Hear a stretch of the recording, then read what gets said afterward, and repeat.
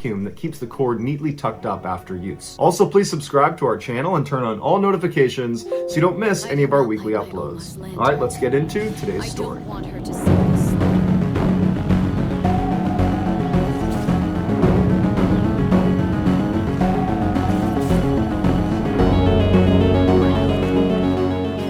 In June of 1982, 38-year-old Cindy Hack divorced her husband, Roy. As soon as she moved into another home in Vancouver, Canada, she felt this wave of relief come over her. Their marriage had become abusive and toxic years ago, but her newfound happiness would be short-lived. Only 4 months after leaving her husband, Cindy's waking nightmare would begin. It all started with a late-night phone call on October 7th, 1982. When she answered, the voice on the other side was raspy and angry sounding. It addressed Cindy by name and quickly told her that they planned on hurting her. And before Cindy could do anything, the caller had hung up. Cindy was horrified and didn't know what to do, so she did nothing. And then over the next few days, she received more calls from this phantom caller, and each of them began with this person addressing her by name and then threatening violence. And Cindy began to convince herself that this had to be some terrible prank, and so she continued to do nothing about it. One night, Cindy couldn't help but feel like she was being watched, and she looked into her living room and she noticed one of her windows was still open. At night, she would draw all the curtains in the house. And so she walked over to the window and she pressed her face up against the glass to look outside, and she didn't see anybody out there. And so she drew the curtains, turned around, and began walking back towards the kitchen when her phone rang. She hesitated, but eventually picked the phone up, and on the other side of the call was the mystery caller, who in a mocking tone told her that curtains weren't going to protect her, that they knew when she was home. This incident pushed her over the edge, and she knew this could not be some bad prank. This was real. And so she contacted the police, who made a house visit, but there wasn't any sign of a break-in or any sign of a crime being committed. And so after walking her property and feeling confident that she was safe, they told her that, you should really consider getting an unlisted telephone number. That way this mystery person can't keep contacting you. And so Cindy thanked them and would go on to get an unlisted telephone number. But not only would the calls continue, they would become more frequent, and in fact, the harassment in general only began to escalate. 3 days later, on October 15th, Cindy and her good friend Agnes were coming back from dinner to Cindy's house. And when they got there, they noticed that one of the front windows had been broken, and so they carefully walked onto the porch and realized the front door was actually unlocked and slightly ajar. They considered immediately leaving the property and just calling police, but they sat there for a minute and didn't hear anything inside the house, and so they decided they would just poke their head in and investigate. And so when they went inside, all the lights were off and there was no sign of a disturbance. It was totally quiet. But when they went upstairs, they found feathers all over the hall. And they followed those feathers all the way to Cindy's room. And in her room, all of her pillows had been ripped apart. And the key to her front door was laying conspicuously on her bedside table. The women fled the house and called police. But when they showed up, there really wasn't much they could do, despite knowing about Cindy's threatening phone calls she was getting. There was just no clear sign of who broke into her house and cut up her pillows. And so they told her that the best thing she can do is change her locks, make sure everything in her house stays locked at all times when she's home, and if she notices anything out of the ordinary, to call back. Over the following few days, Cindy got more threatening phone calls and began waking up to threatening notes laying on her front porch that had been made from newspaper and magazine clippings. This led to the police launching a larger investigation into the matter.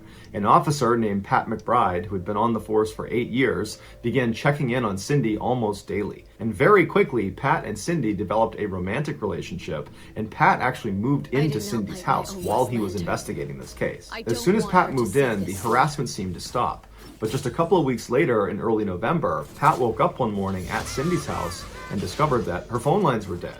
When he went outside to investigate, he discovered that the lines had actually been cut, and he found a pair of wire cutters laying on the ground. Over the following month, in addition to the threatening phone calls and notes left on her porch, Cindy began hearing somebody walking around outside her house at night, but she was always too terrified to go to the window and look outside to see who it was. She began finding raw meat sitting outside of her door in the morning, and she would find pictures of dead bodies tucked under her windshield wiper on her car. One day, she walked into her backyard and she discovered 3 dead cats hanging in her garden. Cindy, who was a bubbly, happy person before the harassment started, had become a totally anxious and paranoid mess. But despite her obvious distress, the local police were starting to doubt her claims that the stalker was even real. Every time she called them claiming stalker activity, they would go to her house and look around, but they could never find any evidence to suggest that anyone besides her friends, or her boyfriend had been there. And speaking of her boyfriend, police officer Pat McBride, He would tell his coworkers that he was never home when the stalker called,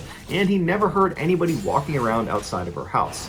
He said the only reason he knew about these things is because Cindy told him after the fact. Upset that the police were not taking her seriously, Cindy broke up with Pat and decided she needed to move and start over in another town. Just days before Cindy was supposed to relocate, her friend Agnes stopped by. When she went to the front door and knocked and there was no answer, she walked around to the back and she found her friend crouched down behind the stairs as if she was hiding from something. She ran over to her and noticed she had this black nylon stocking wrapped tightly around her neck, but Cindy seemed to be totally unfazed by it and just kept looking out towards her shed. And so Agnes runs over to Cindy and says, "Cindy, what are you doing? What's on your neck?" And Cindy turned to look at her and her eyes were super wide and she was panicked, and she told Agnes that just minutes ago she had been walking out to her shed to get something when a man leapt out of the shadows and wrapped this nylon around her neck and began choking her and threatened that if she turned around to look at him, he would attack her family. So Cindy and this man struggled for a minute until Agnes's car approached, which spooked the man and he ran off. Agnes was shocked and she grabbed her friend and picked her up. She pulled the nylon off of her neck and the two of them ran inside and locked all the doors and windows.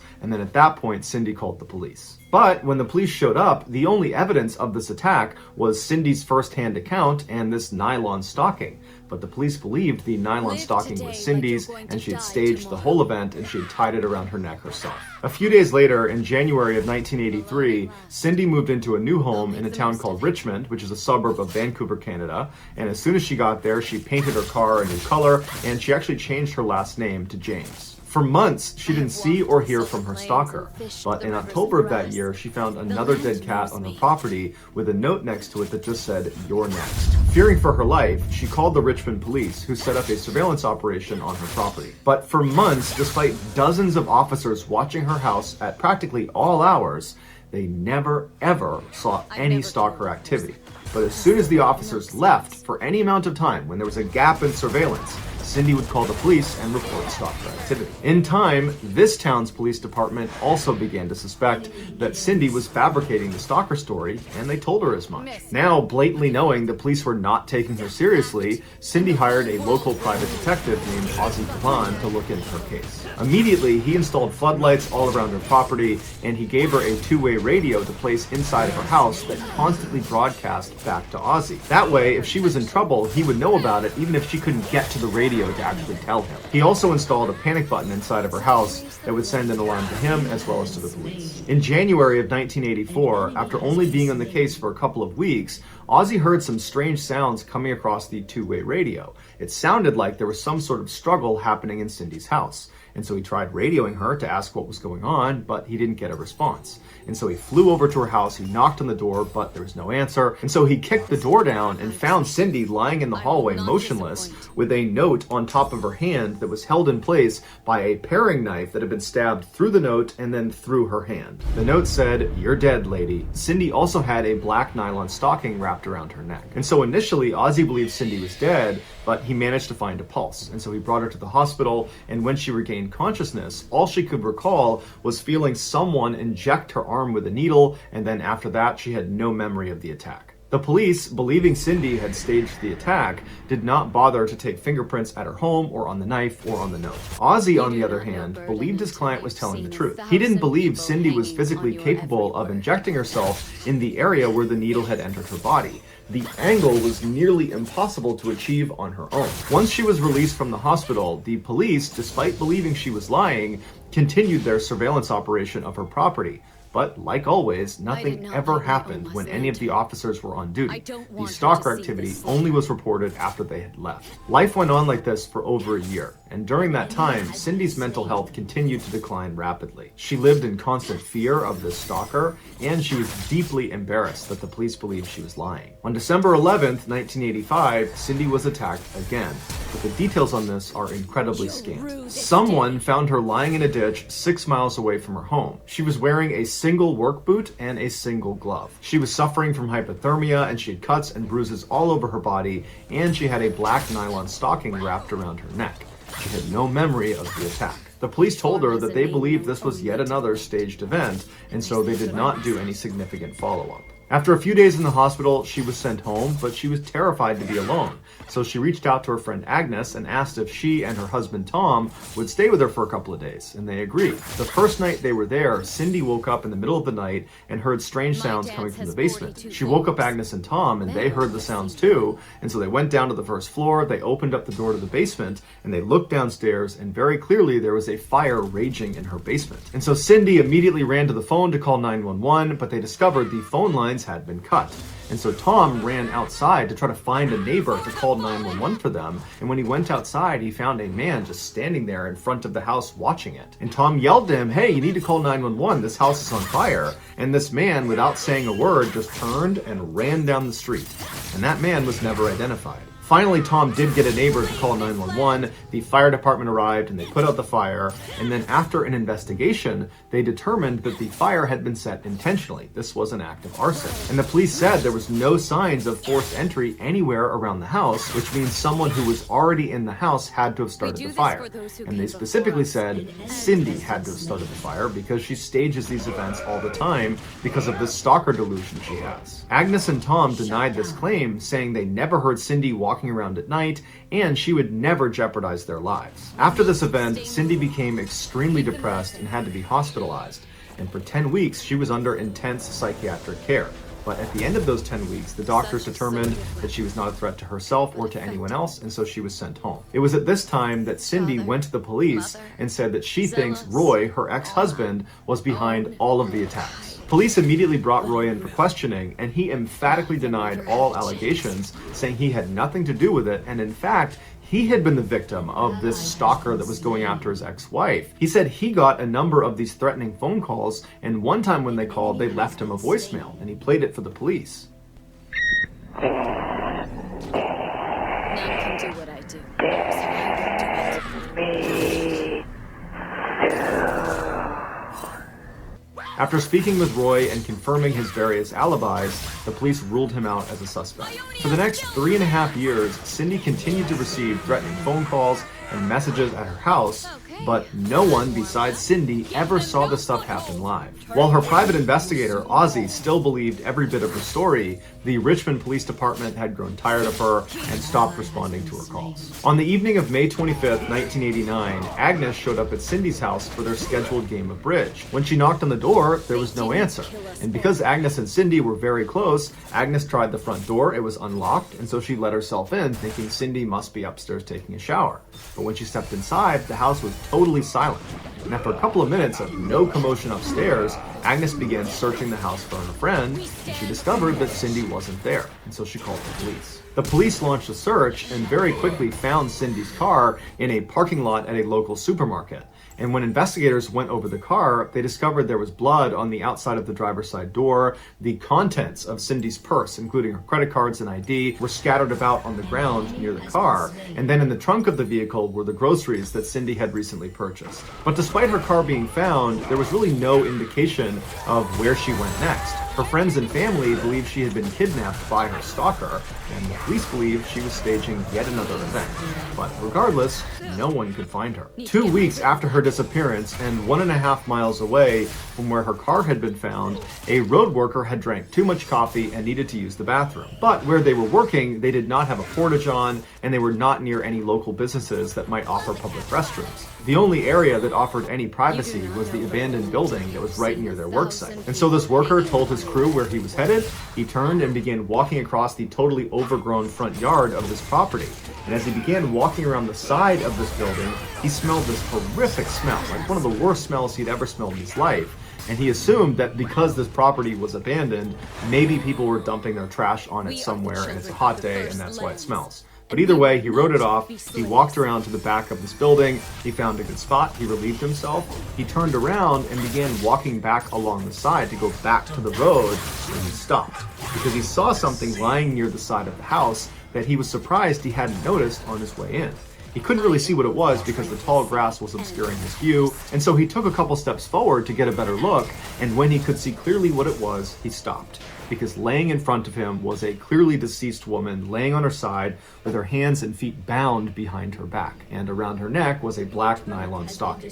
It was the body of Cindy James. Despite the nylon around her neck, The autopsy revealed she did not die from strangulation. She died from an overdose of morphine and other drugs. The police brought in a not expert who was easily able to put himself in the same position that Cindy was in and tie himself up. With this information, combined with their belief that Cindy was a pathological liar, they concluded that this had to have been self-inflicted, that she injected herself with the lethal dose and then dropped down to the ground and tied herself up to stage the epic conclusion to this stalker delusion. To cover their bases, the police did re-interview Roy, the ex-husband, but his alibi checked out and realistically he was never actually a suspect. It's not listed online whether Pat McBride, the police officer ex-boyfriend, was ever investigated. While the police were very confident in their theory of what happened to Cindy, there were some discrepancies. The medical examiner did not agree with the ruling that this was a suicide. He said that you can't conclude that. There's not enough evidence. During the autopsy, it was discovered that Cindy did have an injection mark in her arm,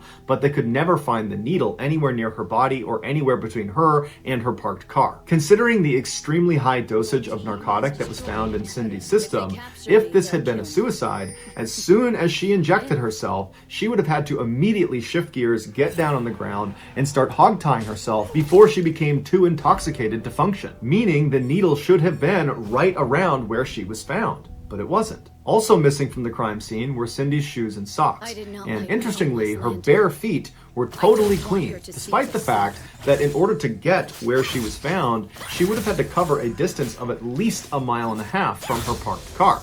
But again, there was no dirt or any markings on the underside of her feet. Also, it was strange that she wasn't discovered faster than 2 weeks. Although she was found near this abandoned house that was totally overgrown, the house was actually frequented by teenagers, and there was a walking trail nearby that would have had a line of sight on her body. These discrepancies have led many people to believe that Cindy did have a stalker, and this stalker kidnapped her in the supermarket parking lot. They tied her up, they injected her with the lethal dose of morphine, and then after she had died, they dumped her near this abandoned property right before she was found. And they had left that black nylon tied around her neck because that was the stalker's signature. Some have taken this a step further and said Pat McBride, the police officer, was behind the attacks, because he would have known when surveillance was set up on her house and could have very easily avoided detection. But the most bizarre and fascinating theory of what happened to Cindy is that she had dissociative identity disorder, or DID. This is where someone maintains at least 2 distinct personalities,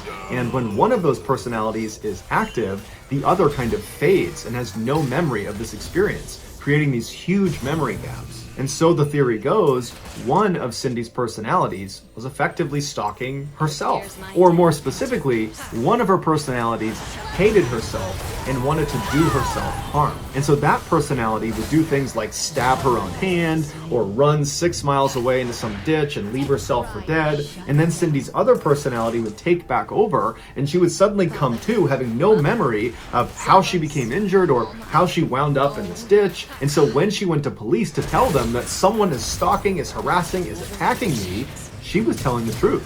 But that someone, that stalker, was actually her. She just didn't know it. But Roy, her ex-husband, was a psychiatrist, and in their 16 years of marriage, he never noticed this condition. And when Cindy was in that psychiatric ward for 10 weeks following one of her stalker attacks, none of the doctors or psychiatrists ever noticed or diagnosed her with this condition. It's still possible she had DID, and it just came on later in life, and it didn't present itself enough to be noticed during those 10 weeks of psychiatric care.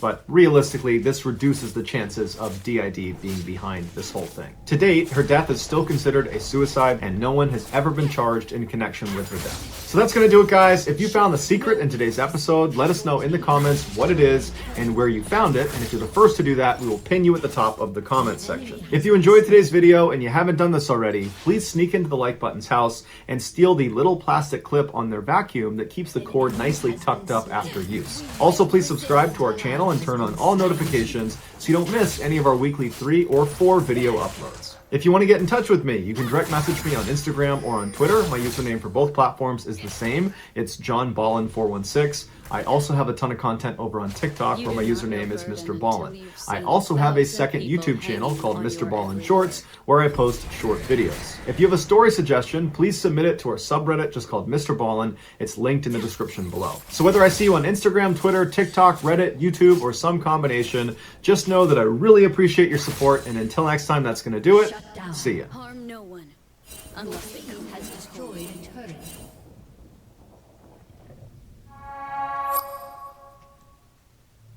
One of the most infamous psychological studies ever conducted was the Stanford Prison Experiment. It's mentioned in almost every intro to psychology textbook. They tend to focus on how unethical it was and are less critical of its supposed conclusion. August 14th, 1971, Palo Alto, California. 12 young men are rounded up from their homes by police, placed under arrest, and brought to a makeshift prison in the basement of Stanford University.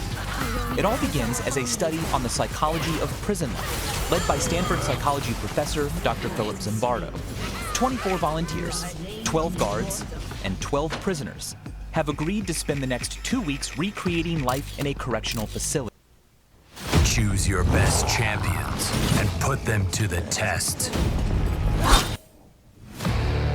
Raid is a free-to-play action RPG for both PC and mobile. There are over 500. Many people have claimed over the years to have been abducted by aliens, and realistically there's no tangible evidence that any human being has ever actually set foot in an extraterrestrial spacecraft or another dimension or anything like that.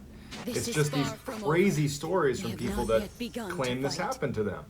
And while many of these stories are very quickly cast aside as absolute hoax, not true, not accurate, there's one story, one abduction story that is universally regarded as the most believable and the most famous alien abduction story, and that is of Travis Walton. What made this case so famous is that unlike all of the other alien abduction cases where there was never any proof, it was usually one person's first-hand account. In this case, you have a full-scale police investigation. You have up to 16 lie detector tests that were taken by Travis Walton himself, along with the other witnesses and people that were there. And you have a group of 6 level-headed guys that actually witnessed the abduction take place and have stuck to their story and have passed all lie detector tests and have never changed their story in 40 years. And you would think that at some point you might change your story because they came under incredible scrutiny. I mean, it basically derailed most of their careers and their lives because they were labeled as crazy people for believing that a UFO had abducted Travis Walton. I mean, in a way, they became famous, but in all the worst ways. So you have all these elements that make this story seem fairly credible. And even if this wasn't an alien abduction, let's say, how do you account for the past lie detector tests that are talking about UFOs? How do you account for the fact that Travis Walton was really missing for 5 days and has no idea where he was? And there was a full search effort to find him in the area where he would have been. So lots of unanswered questions, but the story itself of when he was actually abducted, and then his own story about what happened once he had been abducted, it makes for just an incredible story. It's been converted into books and movies, and to this day it remains one of, if not the single most fascinating purported alien abduction stories ever. But before we get into today's story, if you are a fan of the strange, dark, and mysterious delivered in story format, well then you've come to the right channel, because that's all I do, and I upload 3 to 4 of these stories every week. So if that's something that interests you, I would encourage you to gently extirpate the like button and then subscribe to my channel and turn on all post notifications so you don't miss any of my weekly uploads. Alright, let's dive into the story. By 1975, Travis Walton, who was 22 years old at the time, had developed a bad boy reputation in his hometown of Snowflake, Arizona. You know, he rode a noisy Harley-Davidson motorcycle through town. He was a wild bull rider, and he was a boxer. And there was this story about Travis when he was with his friends in a car, and they were driving down this road, and a bear jumped out of the woods and landed in the middle of the road and just standing there. And Travis, without any hesitation, leaps out of his car and chases after this huge bear and scares it into the woods, and in fact chased it up into the woods. So Travis was just known as this kind of rebel, problem child a little bit, but he was beloved by his friends. He was just like one of those cool guys that he did it his own way. So Travis and the 6 other men that he worked with were loggers. They were given contracts and they would go out and they would clear trees in a certain area. They were not big time with huge equipment to do this. We're talking chainsaws, you know, regular saws and axes.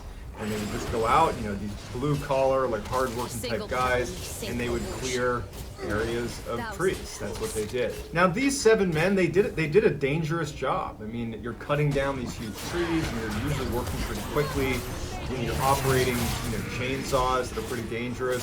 And Mike Rogers, who was the crew boss, who was there the day of this event, he described in a number of interviews that, you know, the men that he hired to do these jobs, they needed to be incredibly level-headed. It did not strike you as people that would have this fantastical, you know, alien encounter story. On November 5th, 1975, Mike Rogers was given a contract to clear out this huge 1,200-acre plot of land inside of the Sitgreaves National Forest.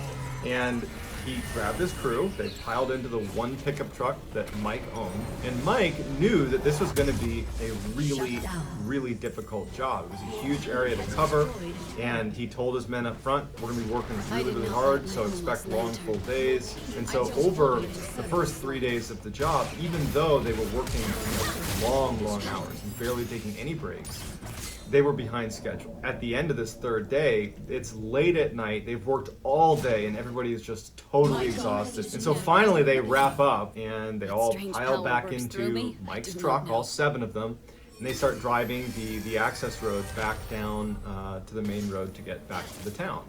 And as they're driving, they're not really talking about work at all. They're kind of joking about what they're going to do that night. And as they're driving down the road, and again, it's heavily forested, they look off to the right, and there is some lights in the forest. They would say in interviews that they all noticed it, but it did not stand out as anything particularly bad. It just could be anything. They weren't thinking about it. But as they were driving down this road, and this light, I guess, got brighter, or maybe they couldn't help but notice it, they all started commenting on this light, and they're looking at it, and somebody suggested that, oh, it's probably just the moon, you know, it's a full moon. But then one of the guys on the other side of the truck happened to look out his side, away from where that light was, and he goes, no, the moon's over here, it's on this side of the road. So they're like, okay, it's not the moon. And then someone suggested, oh, well, maybe it's a forest fire. Like, maybe we should go check it out. That could be a forest fire. But then Mike Rogers, the driver, the crew boss, was like, no, thered be smoke. There's no smoke or anything. And Travis, who, you know, he's the guy that's jumping out of cars to go chase down bears, and he's like a total kind of adrenaline junkie type. He's like, hey, let's just drive over there and see what it is. Like, I don't know, it could be anything. Let's go check it out. The guys in the truck were a little on edge about it, but ultimately said, you know, what's the harm? We'll drive over. We know there's a road that brings us over to that section of the forest. We'll get a look at whatever this is, and then we'll leave. So they drive down this other little access road, and they come to a clearing where these lights were, and they are astounded at what they see. They were all polygraphed separately about what they saw when they reached this clearing. Each of them described the same thing with slightly different details because it's from their own perspective, and the polygraph tests all showed that they were telling the truth. They saw this disc-shaped craft with what looked like panels of lights on the underside, hovering in a clearing maybe 50 or 100 feet off the ground, not spinning or anything, just floating in midair, as if it was suspended. And the men, in their interviews later on TV shows and books, they would say what struck them was not just the fact that there's this craft here, but how bizarre it was to see this thing defying gravity. It's not moving, but it's hovering over the air, and it's right in front of us. And one of the men even commented at length, because he would build houses, and he was a handy guy. And he started talking about the structural framework of this craft. He could see that there was really impressive engineering on the underside of this craft. It was just this beautiful, beautiful machine. And they're looking at it, and Travis is so excited when they get to this clearing. He doesn't even know what he's looking at, but much like the bear, when he jumps out and chases the bear, as soon as they were almost at a stop in this clearing right next to the ship, he's jumping out of the car. Nobody else, just Travis. And he starts walking just a little ways away from the car towards this craft. The craft doesn't move. The craft is maybe from where they parked, maybe 50 or 100 feet away from them, and then 50 or 100 feet in the air. And the crew doesn't say anything. They're just dumbfounded by what they're looking at. Travis is also dumbfounded, but he's walking towards the ship. And he would say in an interview that he was frightened, but he was mostly curious. He knew he was looking at something that no one knew what it was. Some sort of craft, they didn't know what it was, but it was fascinating to him, and he kept walking closer and closer and closer to it. And as the crew kind of came out of their initial shock of seeing this unidentified flying object in the sky, they start yelling for Travis to come back. They had this bad sense that something was going to happen, and they thought you shouldn't go near it, like, come back. Not to mention, it's hovering in the air. What if it falls and it lands on you? Like, hey, Travis, come back over here. And then it was like once one person started yelling for Travis to come back, they all did. And so Travis remembered hearing them screaming for him to come back to the car. But he's not really paying any attention. He's still walking. And finally he stops and just looking at it. And Travis would say he was just struck at just the beauty of the underside of this craft with all these different panels of light built into it. It's this incredible piece of machinery. And he's looking at it, and then all of a sudden it starts spinning just a little bit. It starts emitting this noise that all of them reported hearing, this loud mechanical sound. And now the yells from the crew are getting louder and louder, and Travis would say that he knew he needed to turn around and go back, but he just wanted to look for a few more seconds, and he was about to turn and go back to the truck when all of a sudden a beam of light comes out and strikes Travis like a lightning strike. And all of the crew saw this happen. He gets blown 20 feet away. Like, he gets lifted off the ground and thrown 20 feet. And they watched it happen. And again, in all of their polygraph tests, they all said the same thing. All passed. He was hit by a ray of light from this UFO, knocked him 20 feet back. Mike Rogers, in a panic, along with everybody else in the crew, they just decide to leave. And they're convincing themselves, as Mike is driving away like a maniac, leaving Travis behind, they're convincing themselves that he's dead already. We just watched him get shot by something. We don't know what that is. And they're freaked out. They don't even know what they saw. They're crying. They're hysterical. These are grown men, just absolutely terrified. And they're driving a little ways until finally Mike just hits the brakes and he stops. And Mike is like, we have to go back for him. He was like, if you guys want to stay here and wait for me, that's fine. But this truck is going back to get Travis. And so the idea of waiting out in the open after seeing what they just saw was even worse than going back. They wanted to stay together. So a little bit begrudgingly, although they knew they needed to, they all got back in the truck, turned around and started driving back up to the UFO site. As they make it back up, they notice that there is no lights up there. You know, the craft is gone and there's no Travis. And they get out, and now Mike is uncontrollably crying because he feels like they just abandoned him, and where did he go? Everybody else is in shock. They can't believe it. They start screaming for Travis. They're running around the woods, yelling for Travis, looking for signs of Travis. They really don't know what happened, but they know Travis is not here. And after a little bit of time of looking, they're like, we have to tell the police. And they knew that it was going to be bad for them when they told police. The story is a UFO came and zapped Travis and now he's gone. That doesn't really sit well with police. But they knew, because they wanted to find Travis and they were very concerned about their friend, they knew they had to tell police. Mike and a few of the other crew were just unable to even think. They were crying, they were upset, and so finally they get to a payphone. The first payphone we saw was 1975.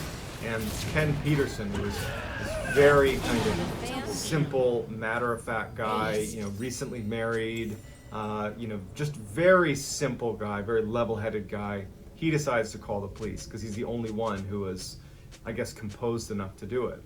And so he calls the sheriff's department and he says, you got to come out here. You know, we can't find our friend Travis Walton.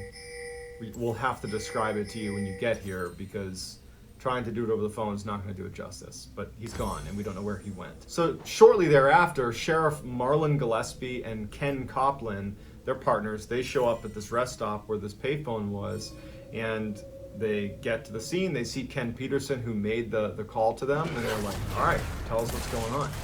The crew has now gotten out of the truck. They look distraught, for sure. And Ken begins to try to describe what happened, but he hasn't said UFO, he hasn't said aliens, he just said, you know, we were up at the logging site, we had a contract up there, and then, you know, just, it's hard to describe, and Mike Rogers jumps in and is like, we saw a UFO.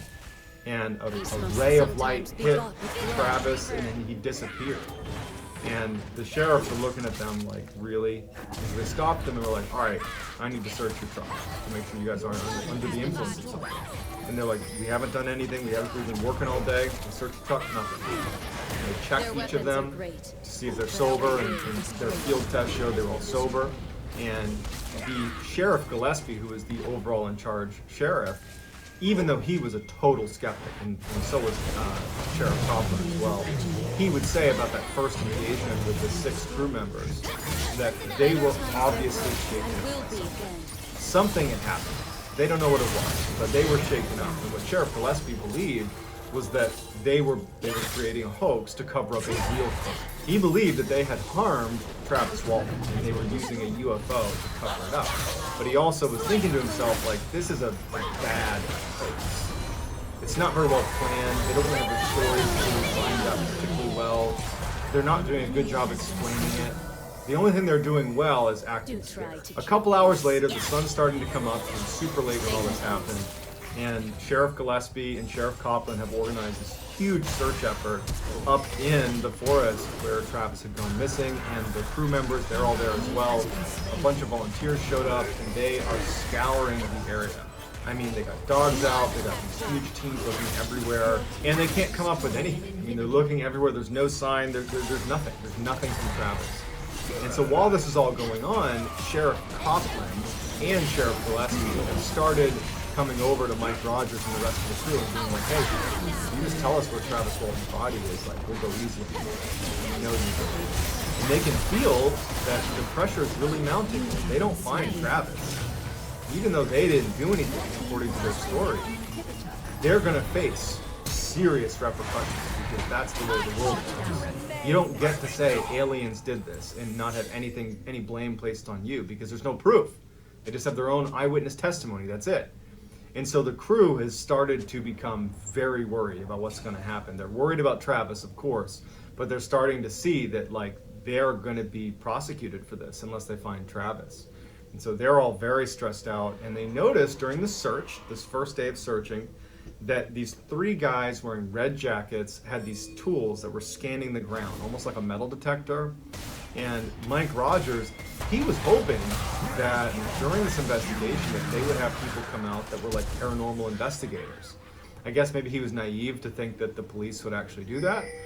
But he thought, given the fact that we've all said this is a UFO that zapped Travis, who then disappeared, that they would have at least one person representing the kind of paranormal side of the investigation coming out. And so he sees these guys in red with their special tools that seem like a metal detector, and his gut says they're paranormal investigators. And so Mike goes over to them and he's like, hey, what are these tools you guys are doing? Like, what is this? And they look at him and they're like, oh, well, this tests for radiation. We're scanning for radiation in the area. In this case, and he asked them, like, well, what group are you guys with? Are you with the sheriff's department? And they just didn't really answer him. They said, oh, we're just checking for radiation in the area. That's just what we do. And Mike sees an opportunity because when that ship emitted that ray of light that ultimately blew Travis Walton 20 feet and then evaporated him or something, they were within range of that big ball of lightning, and they were very much in the kind of cone where had there been radiation coming off of that ship, he believed that perhaps they would have been hit with it. And so he asked the guys with the red jackets on and their little radiation tools to scan the crew's jackets and bodies to see if they were radioactive. And so the crew comes over and they scan them and there's nothing. There's no trace elements of radioactivity. They're like, no, there's nothing. And then Mike realizes that from the time they called the sheriff until this search, they had all the crew gone home and changed, then come out to do this search. And so he thought, well, then, any of the radioactive materials would have been on our clothes, which aren't here, but we have our hard hats in the back of the truck that were out here the whole time. They were potentially exposed to whatever was out there from the ship. Can you test those? And so he brought over one of their helmets, and the guy in red scans his helmet, and the ticker goes all the way over, fully radioactive. And the guy in red, looked up at Mike and looked down at the helmet and scanning it, and he's looking at him like he's going to size him up. And then he turns and he kind of gestures at the other 2 in red and tells them to stop doing what they're doing. And they come over and they're scanning the helmets as well. And then without any indication of what the results were, what this meant, because Mike is kind of waiting for them to tell them what's going to happen, The guys in red just turn around and say, okay. And they just start walking away. Mike says, well, wait, what does this mean? And they turn around and they walk away from the search. So the other crew are watching this happen too, and Mike and the crew are like trying to get them to come back, but they're not turning around and continuing is on. And so Mike goes over to the sheriffs, who they know the sheriffs think they did something to Travis. These are not their friends. But they figured we need to ask them who those guys in red were. So they go over to Sheriff Gillespie and they're like, "Hey, who were those guys in red jackets with the radiation test?" And Sheriff Gillespie's like, "Who? There's no one here looking for radiation. Everyone here is here because I ordered them to be here. Who are they? Where are they?" So they just walked over there, went around the corner there, and Sheriff Gillespie's like, "Well, I didn't order them there." And it would turn out that they couldn't locate these three people. No one knew who they were. Mike went around and asked anybody who seemed like an authority figure if they knew who these people were. They asked people if they had interacted with them, and no one knew. So after this search that goes on for a couple of days, turns up nothing, there's no sign of Travis, the town of Snowflake, Arizona really turned on the 6 crew members. Everybody believed that they had done something to Travis, that this UFO thing was a hoax and that they harmed Travis and they were using this as a cover-up. And the sheriff department, they really perpetuated that. They were pretty open about, this is not a UFO situation, this is not an alien abduction, this is a missing person case, and frankly, we believe the UFO thing is a hoax. National and international media had picked this story up, and it became this massively viral story all over the world. And news media outlets are converging on Snowflake, Arizona, and they're inundating the sheriff's department